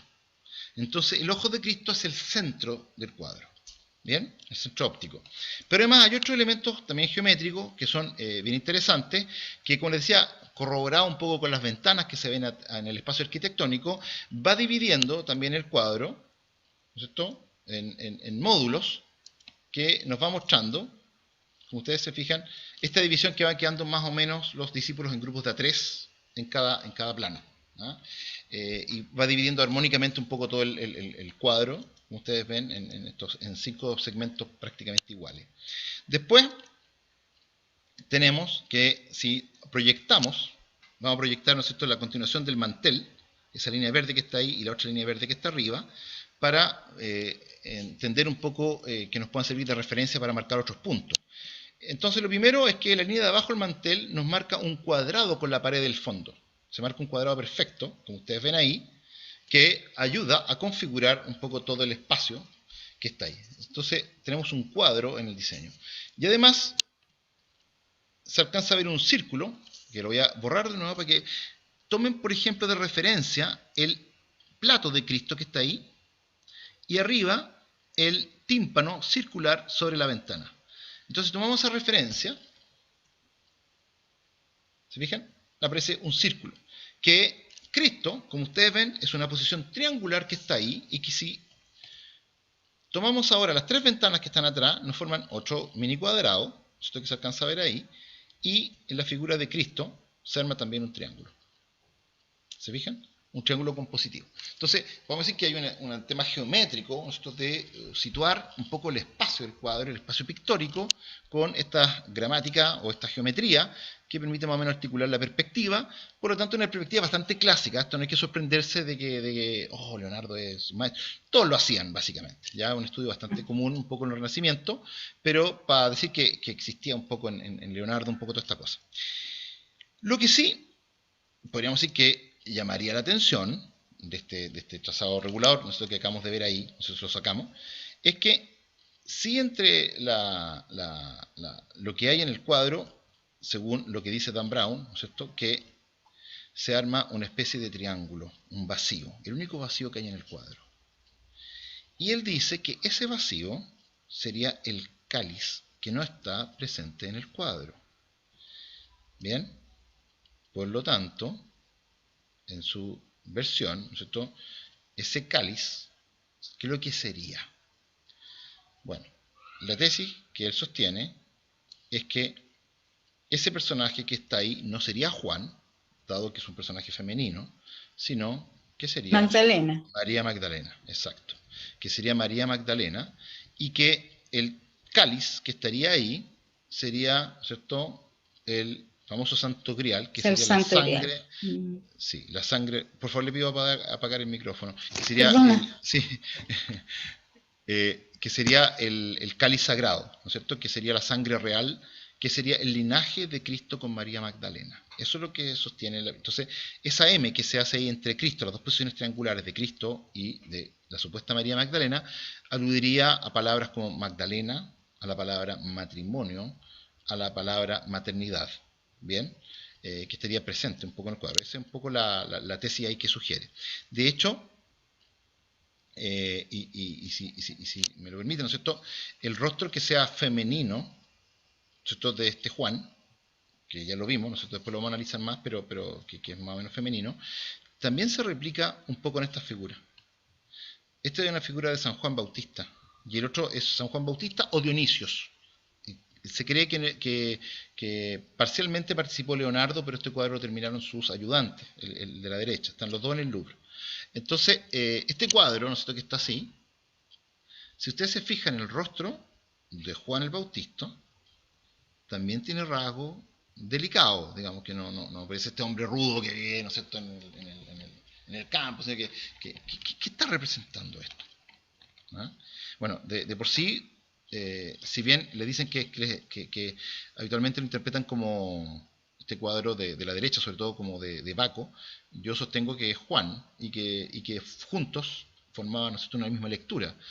Porque cuando a Juan le preguntan, ¿eres tú el Mesías que ha de venir?, él dice, no. Dice, uno que es más grande que yo y que viene detrás de mí y que yo no soy digno siquiera de atarle las correas de la sandalia. Bien, y creo que se representa ese momento, ¿ya? Y probablemente el original del boceto de Leonardo debía haber sido quizá un Juan Bautista, ¿no es cierto?, que viene detrás de mí, que es más grande que yo. que no soy digno de las cosas. Pero vamos a dejar aquí su pero sí me interesan un poco los rasgos, como les decía que eran un poco femeninos. Pero veamos entonces, para ir cerrando nuestro análisis. Si ustedes se fijan bien, ¿no es cierto? Eso que está ahí, hay un vaso, ¿no? Que se alcanza a ver ahí mejor en esa parte. Hay un vaso que está con vino y ahí hay un pan, ¿no es cierto? Que se ve la mano de Cristo que está hacia un pan que está puesto ahí, y se ve la mano, fíjense, de Judas, que también va a tomar un pan, y ahí hay un pocillo. Supongo que ya la avisparon, ¿no es cierto? Y tenemos esta mano del cuchillo raro, extraño, que está ahí, ¿no es cierto? Y que con esta otra mano como que cortase el cuello de este personaje. Entonces, claro, hay elementos varios ahí, como decía el Evangelio apócrifo de Mateo, de Tomás o de Felipe, que pueden indicar esos conflictos, como les decía, que hay con María Magdalena y Pedro.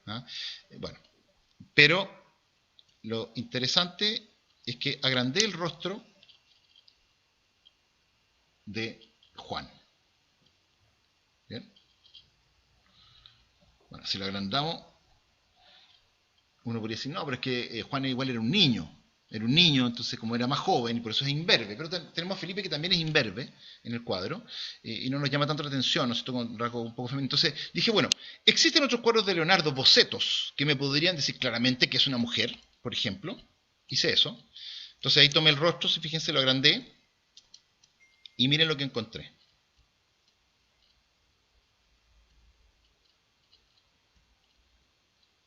Bien, encontré esto. No todos están inclinados la cabeza así, algunos los giré, qué sé yo, pero lo que quiero decir, ¿no es cierto?, es que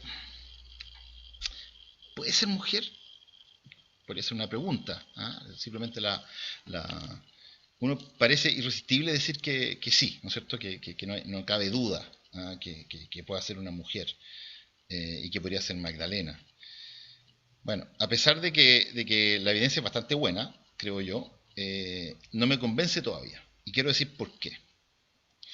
Aquí tenemos, y voy a decir más, aquí tenemos la distribución canónica, ¿no es cierto?, de los personajes, con la única salvedad, ¿no es cierto?, de que probablemente están en grupos de A3, como les decía.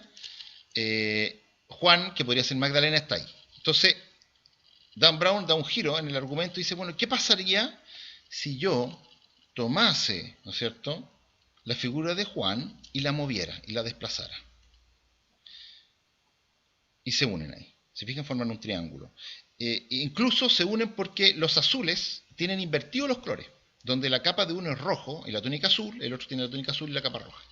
Pero al juntarse ahí, quedan unidos los azules, ¿no es cierto?, y envueltos por los rojos, formando un triángulo. Y la cabeza de Magdalena aparece apoyarse cariñosamente donde Jesús. Es un poco por ahí va argumentando. Hasta ahí me parece bien interesante el tema. Pero, ¿dónde está el problema? ¿Dónde está el problema? Y voy a dar la argumentación final.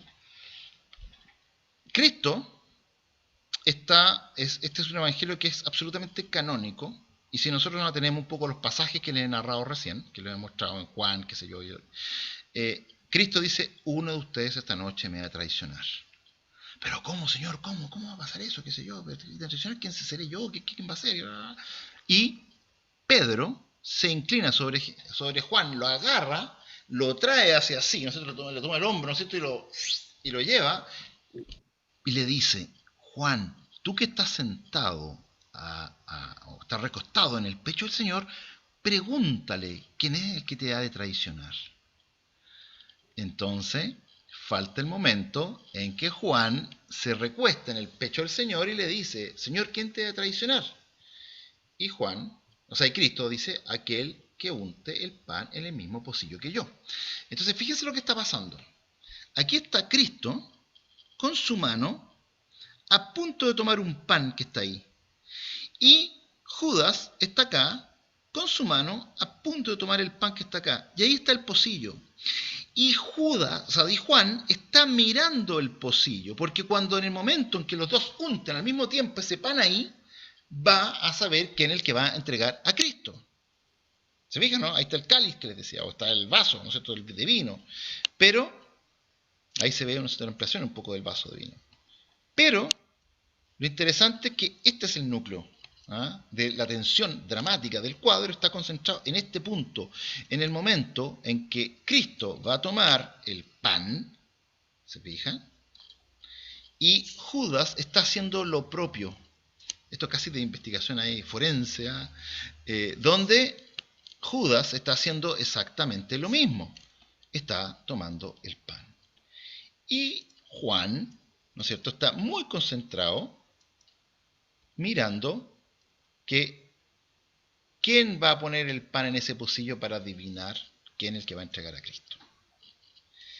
Eso, ¿no es cierto?, es muy relevante. Ahora, nos puede resolver la organización de la escena. Nos resuelve los rasgos femeninos, ¿no es cierto?, de Juan. Yo creo que no todavía, ¿no es cierto? ¿Y qué podemos decir de eso? Bueno, varias cosas. Antes de ver un poco las citas, ¿no es cierto?, toda esta cosa. Varias cosas. Primero, Juan se llama el discípulo amado, es el discípulo más joven de Cristo y que va a morir, podemos decir, es el único que no va a traicionar a Cristo. Por lo tanto, es el más perfecto de los apóstoles en ese sentido, dado que él va a estar con Cristo al pie de la cruz y le va a entregar a María como su madre, ¿no es cierto?, en el Calvario. En segundo lugar, Juan es el más joven, por lo tanto refleja también la inocencia, ¿cierto? Pero además existe un tema muy importante, que en la época del Renacimiento, la perfección espiritual de una persona, en el mundo del Renacimiento, se creía que estaba anudada con una especie de integración perfecta en lo psicológico. Y surgió un concepto que venía desde Platón, que se hablaba, después lo vamos a retomar en la Mona Lisa, pero que hablaba de Platón, ¿no es cierto?, que era el andrógino. Esto que en Aristófanes, en el libro El banquete de Platón, se menciona, ¿no es cierto?, Aristófanes, que decía que en el comienzo las personas tenían 2 cabezas, 4 brazos, 4 piernas, que eso se separan y luego andan buscándose. Y que hablaba un poco de esta integración, podemos decir, o el andrógino psíquico, que era esta idea, ¿no es cierto?, de integrar la dimensión femenina y masculina en un solo ser, que era la perfección. Entonces, como Juan es el discípulo más perfecto, y fíjense que es importante porque Juan se representa en la simbología bíblica como el águila por 2 razones, porque es el evangelio que vuela más alto, es el evangelio más teológico, más profundo, podemos decir, de los 4, y por eso se remonta más alto, igual que el águila, que vuela más, el ave que volaba más alto, y además el águila es el único animal que vuela, o el único ave que vuela mirando al sol de frente, o sea, que mira a Cristo de frente. Todo el resto de las aves, he observado los medievales, que volaban con el sol a la espalda, por rehuir, porque el destello, la refulgencia del sol no podían soportarla, pero el águila sí, porque el águila podía mirar al sol de frente. O sea, Juan mira a Cristo de frente, y por eso el Juan 1.1 del Evangelio dice: en el principio era el verbo y el verbo era Dios, nada fue hecho sin el verbo y el verbo estaba antes que todas las cosas. Por lo tanto, lo que estaba pasando acá era justamente que lo que hacía Juan era, en este caso, representarlo como el más perfecto de los discípulos. Y de allí que represente rasgos andróginos. ¿Bien? Si no les convence mucho, veamos después la Mona Lisa y vamos la próxima semana y vamos ahí a analizar un poco el tema, pero me da la impresión que va por ahí la interpretación que hace Leonardo, ¿cierto?, más que la interpretación que hace Lincoln Lee Valiant, ¿no es cierto?, y después Dan Brown en su texto. Me parece que faltó que leyeran con mayor precisión los evangelios y el tipo de relato que se narraba en la época. Con lecturas contextuales, podemos decir, o intertextuales, se podía haber sacado una relación un poco más importante. Bueno, quiero tocar un último punto, simplemente ya como lectura intertextual de la obra, es que fíjense que una obra de arte concita o llega al último eslabón, podemos decir, posible, cuando ya llega a la más media, es decir, al público, a todos, es decir, ya se hace universal. Ya la obra de la Última Cena reconoce hasta una persona que tiene muy poca educación, pero ya la reconoce iconográficamente, ya sabe, la Última Cena de Leonardo, ya sabe. Entonces, cuando hace todo ese recorrido, que ya es tomado por el ¿no es cierto?, el arte ya, podemos decir, más masivo, de masa, a la cultura de masas, cuando baja la cultura de masas, podemos decir el arte, de un arte de élite, podemos decir, baja el arte de masas y es reconocido por en todos los sectores sociales, todos los niveles educacionales, en ese momento el arte ha cumplido su objetivo final, es decir, ha llegado a todo. Entonces, fíjense como aquí Luis Buñuel, un cineasta notable, de la época entre medio de edad y surrealista, ¿no es cierto?, que hace nuevamente esta cita intertextual, ¿no es cierto?, esta referencia a la última cena en esta película Viridiana del año 61, o también se hace la síntesis, la cita, ¿no es cierto?, en el musical, ¿no es cierto?, Jesucristo Superestrella de 1973. O también esta campaña publicitaria de Marité y François Girvaud, ¿no es cierto?, que se puso con toda esta idea de Dan Brown, que dijo que, bueno, que Magdalena, la verdad que no era Juan, era Magdalena. Entonces aquí se puso, donde iba un hombre se puso una mujer, y todo el resto, o sea, una mujer y un hombre, y todo el resto se puso mujer. Esto fue justo cuando Juan Pablo II estaba muy enfermo, y bueno, en Francia se mandó a quitar un poco la publicidad porque la consideraron ofensiva, en un momento tan triste para la cristiandad, cuando era los momentos finales del Papa Juan Pablo II, que se sacó pero se hace. Pero bueno, de ahí salen un montón, ¿se fijan? Aquí el iPhone con los iPod, ¿no es cierto?, que más o menos como la idea del primo inter pares, el primero entre pares, y otras citas, ¿no es cierto?, que se han tomado. Entonces, fíjense, cuando se empieza a incorporar este lenguaje como un elemento reconocible, reconocible, en los colectivos LGBT o lo que sea, ¿no es cierto?, se empieza a citar, ¿no es cierto?, en Lego y en todos los otros mundos, empieza a ver que este elemento ya ha impregnado todos los grupos sociales y ya es reconocible por esto. O sea, el arte ha alcanzado, podemos decir, un despliegue tal que ha terminado su circuito de circulación por todos los lugares, por todos los ámbitos o los espacios culturales. Battlestar Galactica también hizo su propia versión, ¿no es cierto?, de esto. Bueno, y Lost, ¿se fijan? Se empieza a transformar en un ícono, ¿no es cierto?, todas las películas, que hasta Sylvester Stallone tiene su propia versión, como ven ahí. ¿Esto? Marvel, o con los de... Se juntan ahí, parece, con los de ¿cómo se llaman los otros? Los de... Bueno. DC Comics. Con DC Comics, gracias. Bueno, pero en ese momento podemos decir que la obra ha cumplido su circuito. Y eso es importante porque muy pocas obras de arte alcanzan realmente esta dimensión. Así que con esas palabras quiero terminar de esta bellísima obra, que es bien profunda, bien interesante, y que hemos hecho un recorrido un poco distinto a la obra tradicional, y los dejo más que invitados a nuestra próxima sesión con la Mona Lisa también de Leonardo da Vinci, para poder analizar un poco este cuadro. ¿Qué significa eso? ¿Y la sonrisa, está todo ahí, o hay más cosas todavía escondidas detrás de este cuadro? Es lo que queremos ver la próxima semana. Así que ahora damos espacio a las preguntas, si quieren, qué sé yo, o comentarios. Voy a dejar gracias, de compartir. Cristian. Muchas gracias ahí por la entretenida, verdad, y tan interesante charla que nos acabas de decir. De hecho, ahí tenemos una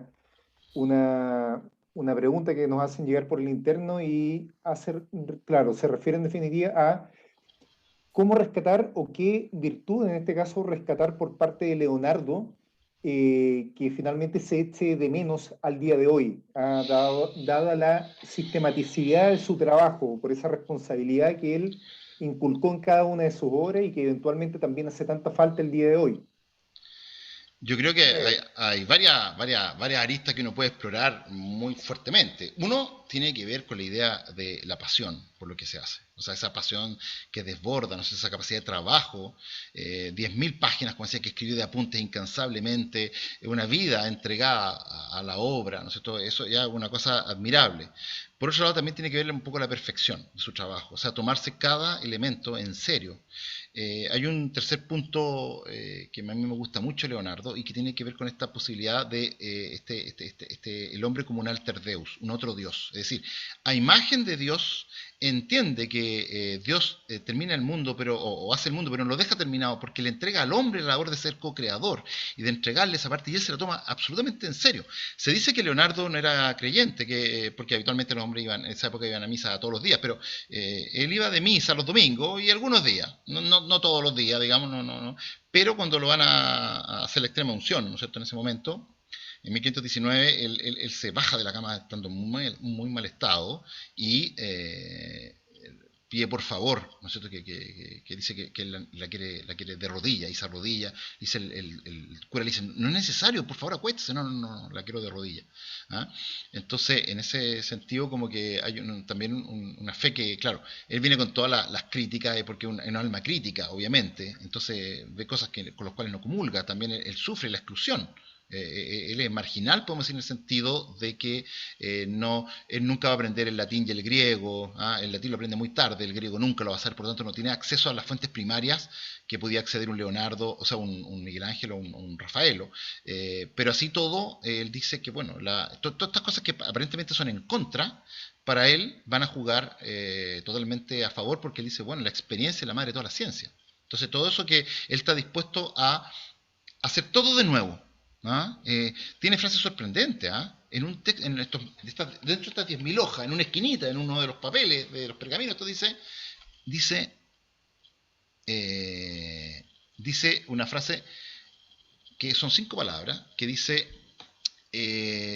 no me acuerdo si dice, el sol no se mueve o la tierra sí se mueve.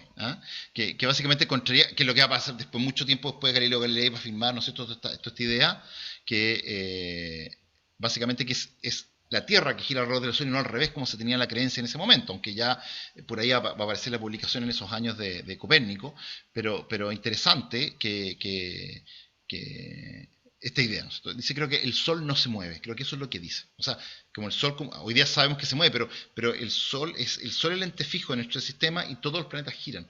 Estas deducciones que él de repente tiene, que uno es muy difícil sacarlas, pero así hay un cúmulo de enseñanza y de él, un hombre que es el amante de la paz, aparte que a pesar de que diseñaba máquinas de guerra, pero justamente era para poder finalmente inhibir a los ejércitos contrarios, ¿no es cierto?, con estas armas de que se producieran guerras más sangrientas o masacres más, ¿no es cierto? En ese sentido yo creo que es un mundo enorme, un caudal gigantesco de información que nos entrega Leonardo. Perfecto, muchas gracias, Cristian. Ahí tal vez podemos dejar abierta la palabra, ¿verdad?, a quien quiera realizar la última pregunta, quizás. Primero hasta una bobita parece que también quiere participar. Ahí veo algunas caras conocidas, mira, ahí veo a Soledad, que está ahí también, nos está acompañando. ¿Qué tal, Soledad? Qué gusto verte. Podría hacer 2 preguntas, don Cristian. Dígame. La primera es, ¿por qué cree usted que Leonardo se mostraba tan escueto al momento de presentarse como pintor ante los mecenas?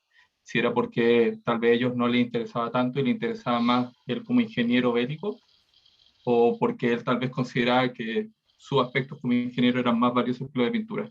¿Era algo por el interés del mecena o por la apreciación misma de Leonardo por sí mismo? Bueno, esta es una cosa, un rasgo que también vamos a encontrar en Miguel Ángel. Miguel Ángel tampoco se considera pintor.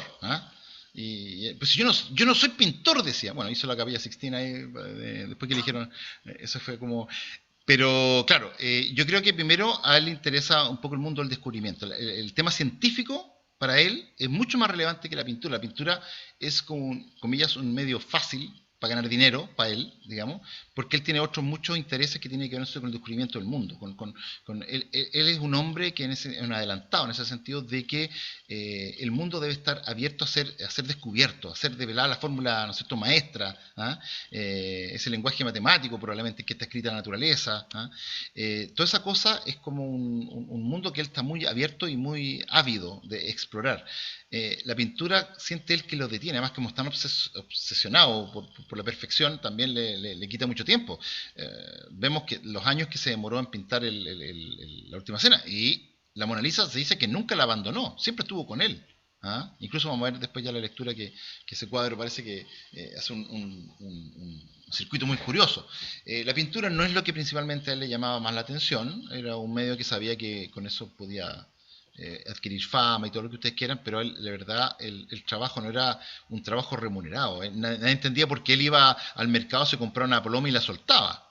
Pero este gallo es tonto, ¿cómo comprar para soltarla? Claro, porque él interesaba como el movimiento de las aves, ¿no es cierto?, al volar, como en el aleteo. Y eso le interesaba ver a él.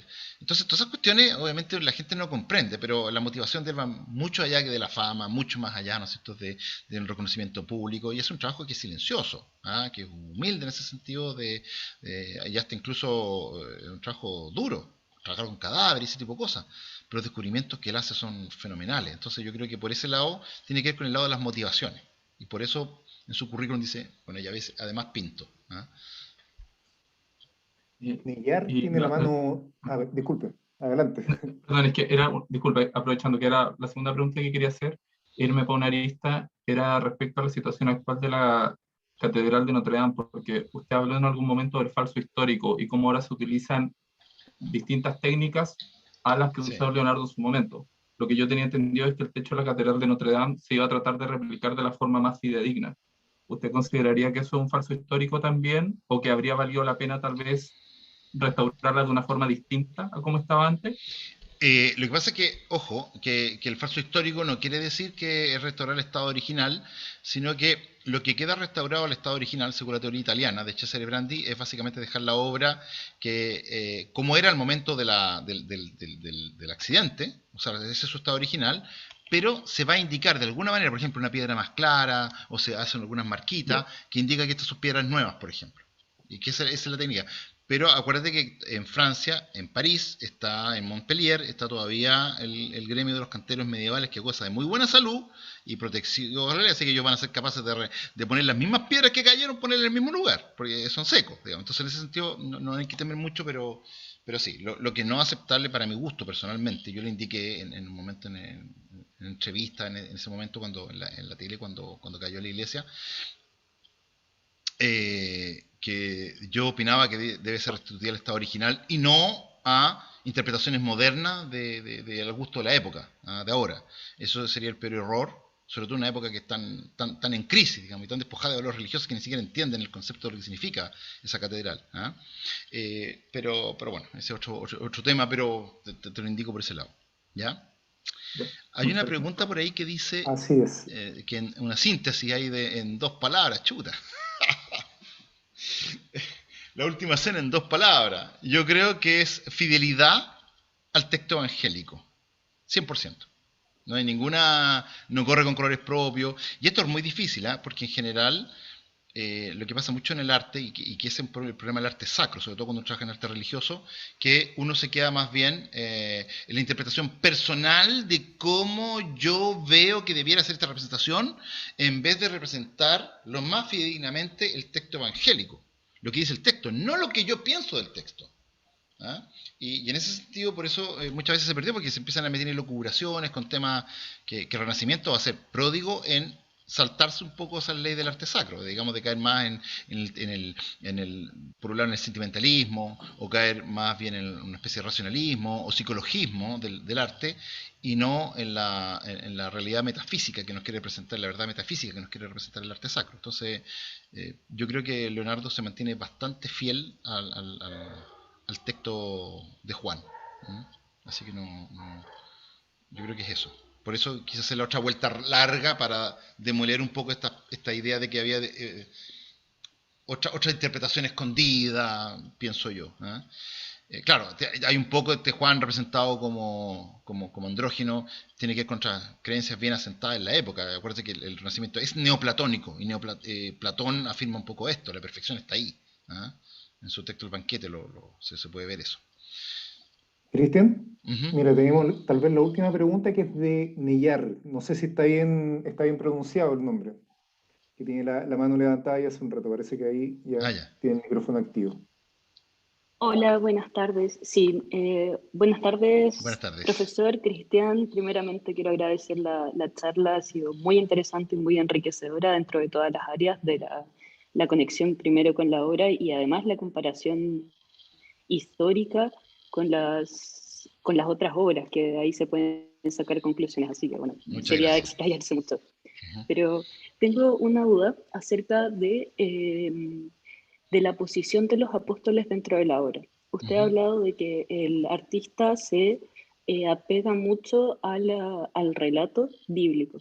Entonces, ¿existe algún sentido, que claro está, pero ¿qué sentido tiene el orden de los apóstoles dentro de la obra? Esa es mi duda. Ya, mira, lo que hay, yo no lo dije en la obra en realidad, pero cuando están, después lo puedes mirar cuando mires un cuadro de la obra, se ve que están todos en grupos de a tres, ¿no es cierto? Y que sí, hay los dos del centro, unos suben y otros bajan, y otros se mantienen al mismo nivel del ojo de Cristo. O sea, hay un grupo de tres que tiene la mirada más arriba, pero se compensa con los otros tres que son Juan con Judas y Pedro, que bajan tan bajo Cristo y los otros se mantienen al mismo nivel. Entonces se equilibra la composición así. Ahora, por otro lado, en la posición de los apóstoles, lo que sabemos que aquí se utiliza un poco la versión del medieval, que dice que son criterios de organización, porque uno tiene, bueno, estos dos personajes, ¿cómo podrían haber estado sentados? ¿Ah? De hecho hay una pelea en el Evangelio sobre cuál es el favorito que está a la diestra de Cristo, ¿no es cierto? Y se pelean ahí, yo, qué sé yo, y Cristo, bueno. Pero lo que en el mundo medieval lo que se colocaba, y que ese fue un canon que se aceptó para las representaciones posteriores, era que al centro va lo más importante, ¿no es cierto? Por ley de jerarquía, al centro es más importante. Luego lo que está a la derecha es más importante que a la izquierda. Que aquí se cumple porque el núcleo dramático está a la derecha de Cristo. Es la derecha de Cristo, no de nosotros. Entonces a la derecha de Cristo está el núcleo más importante. Y los personajes que estaban en la escena, los más relevantes, tenemos que Santiago, el mayor, que es primo de Jesús, ¿no es cierto? Y que, o pariente de Jesús, y que va a ser el jefe de la iglesia de Jerusalén, la iglesia cristiana en Jerusalén. Él va a tener un rol más importante que Pedro en ese momento. Después está Pedro, está Juan, porque el texto está articulado en torno a Juan, ¿no es cierto? Y de ahí se saca que es el lector, o sea, es testigo visible, real, digamos, presencial. Y está Judas, el que va a cometer la transición. Entonces, eso ya ordena el núcleo de los personajes. El resto de la disposición de los personajes que está ahí, la verdad que da un poco lo mismo. No tenemos referencias como saberla, pero ahí ya quedan más o menos todos iguales, como decir. ¿Eh? Pero están agrupados obviamente con caracteres, como te decía, por ejemplo, está el dedo de Tomás que está indicando para arriba, ¿no es cierto? Nuevamente, porque él va a ser justamente en ese lugar más adelante. Si yo no meto los dedos en la llaga, ¿no es cierto? Yo no voy a creer, ¿no es cierto? En su llaga, no voy a creer. ¿Ah? Ver para creer, ¿te acuerdas? Y por eso está con el dedo levantado. Después está Filipos, o Felipe, ¿no es cierto? Que está con las manos, pero yo, Señor, y está imberbe, y uno podría deducir que quizás podría ser él. ¿Ah? Y así se está caracterizando los personajes, pero es básicamente el lugar que le corresponde a cada uno es bastante libre, salvo el núcleo central. Santiago, Juan, Pedro, Judas, y con Cristo al centro. Ese es lo canónico que se sabe, porque Pedro, sabemos que estaban ahí. Y Santiago, obviamente por su importancia, en el primer tiempo, la iglesia del primer tiempo, va a ser el primer mártir de los apóstoles, el primero que van a matar a Santiago, por eso también es relevante la figura de Santiago, pero está más ausente del relato, no sale mucho en el relato. Eso. ¿Ya? Muchísimas gracias. Gracias. Oye, Leslie, creo que tiene una pregunta por ahí, ¿o no? Gracias, profesor. Listo. Muy interesante la explicación y queda también para unirlo con los otros conocimientos que uno pueda tener y sacar sus propias conclusiones. Sí, pues hay que seguir dando. Yo presento una interpretación a partir de los datos que pongo, digamos, pero no está cerrado eso. ¿Eh? Sí. Gracias. Sí, a la espera de la siguiente charla. Gracias. De hecho, Cristian, ahí también, claro, efectivamente Leslie hace la siguiente pregunta, dice, ¿es posible que los monjes que encargaron esta representación a Da Vinci lo hayan suprimido en su perspectiva? ¿Que lo hayan suprimido en la visión, se refiere? ¿O la perspectiva? Ahí está Leslie conectada, de hecho. Pero Leslie, ¿te refieres a la técnica de la perspectiva o a la visión, a la perspectiva, al punto de vista de la visión? Mira, habitualmente en la realidad lo que se hacía, siempre existía para el pintor, en la época medieval estoy hablando, podemos entrar a la época del Renacimiento, pues estamos empezando el Renacimiento, digamos, de hecho. En la época del pintor medieval existía un teólogo que era un miembro de los canónigos, digamos, de la catedral, si es que era una catedral lo que se hacía, que guiaba y concordaba con el artista, con el arquitecto o los artistas, el programa iconográfico de una catedral y cómo debían ser representados. En el Renacimiento se habla, en los textos, ¿no es cierto?, de que el artista, y en esta época surgen también, ¿no es cierto?, muchos tratados de pintura, de qué sé yo, de escultura, de arquitectura, donde se dice que los artistas debían estar formados y preparados ¿no es cierto?, en la representación decorosa de los motivos que habían de representar. Y debían tener hondos conocimientos de teología, de filosofía, ¿no es cierto?, de historia, para poder representar, ¿no es cierto?, con la dignidad y con la verdad que requería un episodio. Ahora, no obstante, el Renacimiento sí va a empezar a correr con colores propios. O sea, se van a alejar un poco. El mundo medieval es mucho más estricto, es mucho más riguroso en representar, en siempre el ego queda antepuesto, o sea, como que no caer en estas pasiones egoicas, digamos, de los artistas del Renacimiento, que sí cayeron ellos que se sintieron más libres para poder interpretar ellos en su propia versión. Por ejemplo, la típica versión, lo que yo siempre relato, es en el Renacimiento simplemente donde vamos a empezar a ver a la Virgen desmayada de dolor porque Cristo muere. Claro, uno dice, no, porque es el dolor de una madre que pierde a su hijo, no hay dolor más grande que una mujer puede tener perder a su hijo. Sí, está bien, y estamos de acuerdo, pero hay que entender que María entiende que Cristo debe morir, que la misión, ¿no es cierto?, a ella le avisan desde el principio, una espada atravesará tu corazón, ¿cierto? Tu hijo será signo de contradicción, ¿cierto? Entonces, es importante, hay un texto, no sé, muy bonito que dice, un mar de dolor conmueve los dos corazones, pero nada hará cambiar la decisión de mantenerse inconmovibles ante la voluntad del Padre. Y el texto griego de María, al pie de la cruz, dice que María no solamente está al pie de la cruz, sino que está entera, erguida, no está llorando desmayada, porque ella es un pilar, Nuestra Señora del Pilar, es un pilar donde se sostiene el resto de las mujeres, porque ella sabe que Cristo va a resucitar. Entonces tiene la convicción. Entonces, en ese sentido, el artista medieval representa dócil e ingenuamente las verdades del Evangelio. En cambio, que en la época del Renacimiento va a cambiar esta visión. Entonces, el artista va a empezar como él a interpretar, no, porque una mujer es lo más doloroso que puede haber, por lo tanto hay que hacerla desmayada de dolor, que ya no cabe en sí. Pero no cayó en esa tentación, por ejemplo, la Pietà de Miguel Ángel, cuando hace la Virgen serena. Parece que Cristo está dormido en su regazo, no muerto en su regazo. No está llorando ella. Ella entera. La revelación se está cumpliendo. Todo está según fue escrito, ¿no es cierto? María guardaba todo esto en su corazón. Todas estas cosas nos van recordando todo ese tema. Entonces, en ese sentido, el hombre medieval podía anteponer su ego a la realización fidedigna de la realidad ontológica, ¿no es cierto?, de los textos bíblicos. El Renacimiento va a empezar a cambiar. Pero en esta obra, y también, como digo, en la Pietà de Miguel Ángel, todavía se conserva ese espíritu de fidelidad al texto. ¿Ya? Eso.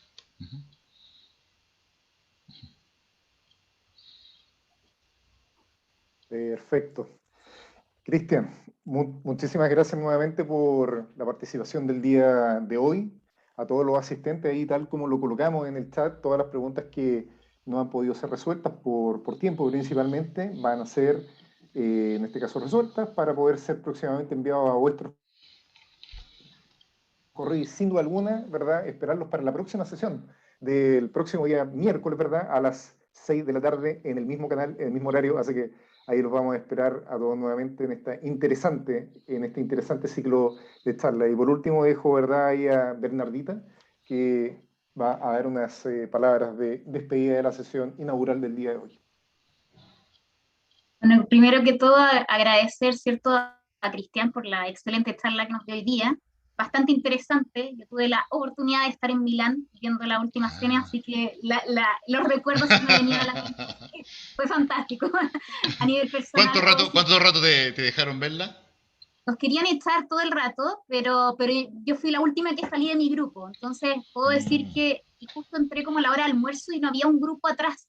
Entonces la persona aquí adelante empezaba a explicar y yo me perdía lo que iba un poco más adelante, como en el museo y esas cosas que me daban un poco lo mismo, sino que ver en el fondo la pintura. Así que pude disfrutar esta charla y volver a esos recuerdos de haber estado en esos lugares y todo, y que son bastante estrictos, no dejan grabar videos. Y había una persona en mi grupo que iba a ir recorriendo que iba a sacar una foto y pensaron que era un video y la empezaron a retar, le quitaron el celular. Bastante estricto. Sí, así que agradecerte, Cristian, por esta charla, agradecer también a todos los que se interesaron en participar, todos nuestros estudiantes, académicos, administrativos de la Universidad San Sebastián que nos acompañan de las 4 sedes y también a todas las personas externas que han querido unirse. Los dejamos invitados para la próxima semana, vamos a mandar el link por correo nuevamente. El video de esta sesión va a quedar grabado, ¿cierto? Y lo vamos a publicar en la página de formación integral posteriormente para que lo puedan revisar. ¿Ya? Así que Un abrazo a cada uno de ustedes, que tengan un excelente descanso y nos vemos la próxima semana. Sí, yo solamente decir que tengo Instagram, que es arsmagna.cl, o si no el correo, que es arsmagnacl, o arsmagnacl@gmail.com, que es mi mail. Arsmagna es de arte mayor, ¿no es cierto?, en latín, Arsmagna. Ahí me pueden escribir cualquier cosa o dudas que tengan y lo podemos ver, ¿ya? Así que eso, así que un abrazo grande, muchas gracias por su participación y por las preguntas, estuvo entretenidísimo. Así que nos vemos la próxima semana, el próximo miércoles con la Mona Lisa, a ver qué nos quiere contar, los secretos que nos guarda la Mona Lisa, ese cuadro tan alabado por tanta gente, ¿no es cierto? ¿Qué esconde la Mona Lisa? ¿Ah? Eso, así que un abrazo grande y nos vemos la próxima semana.